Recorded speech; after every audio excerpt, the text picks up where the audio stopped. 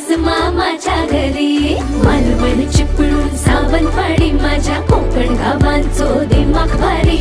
दिसते भारी गणपतीची स्वारी माझ्या कोकणा वाटे तुम्ही वलवा गाडी. धमाधमान हाका गाडी माझ्या कोकणचो रस्तो